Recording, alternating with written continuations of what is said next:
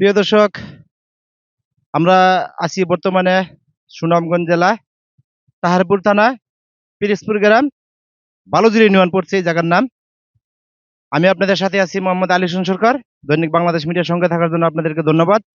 আমরা এখন আপনাদেরকে দেখাবো এই জন্য এই লোকের 30 টিম রাস্তা। তো এই রাস্তাটা মূলত মানে সরকারি জায়গা। তো এই জায়গাটা বর্তমানে রাস্তাটা সরকারি যে রাস্তা আছে এই রাস্তা মানে এলাকার জনগণ চলাচল করার জন্য সরকার থেকে রাস্তাটা ধার্য করা হয়েছে। কিন্তু এটা হইলে কি হইব, মানে প্রভাবশালী যারা আছে এই এলাকার, ওনার নাম হলো গিয়ে শামসুদ্দিন মৌলানা।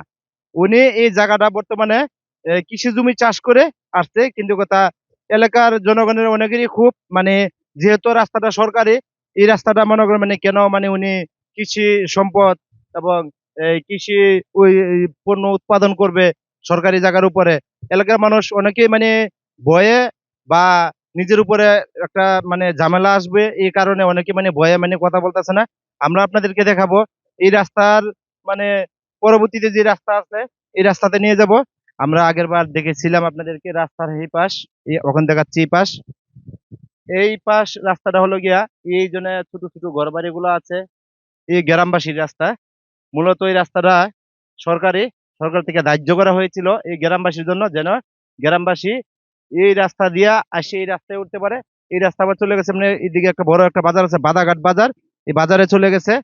কিন্তু এই রাস্তাটা যে লোক মানে দখল করে রেখেছে, হ্যাঁ, এই লোক কিন্তু মানে কৃষি জমি চাষ করে আসছে। কিন্তু এই রাস্তাটা কিন্তু মনে করো মানে মূলত গ্রামবাসী রাস্তা, গ্রামবাসীদেরকে মনে করো মানে এই রাস্তাটা কিন্তু মনে করো মানে ওরা কৃষি জমি চাষ করার কারণে কিন্তু শামসুদ্দিন মৌলানা ওনার নাম।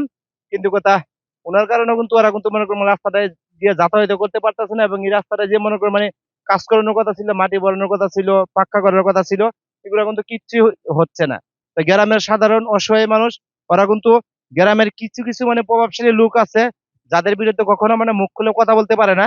তো এই বিষয়টা গ্রামবাসীর কাছে, গ্রামবাসী সরকারের কাছে বিনীতভাবে অনুরোধ করেছে যেন খুব দ্রুত ওই গ্রামবাসীর রাস্তাটা তৈরি করে দেওয়া হয় এবং গ্রামের মনে করেন মানে যেসব মনে রাঘব বোয়ালেরা আছে ওদের হাত থেকে যেন গ্রামবাসী যেন মুক্তি পায়।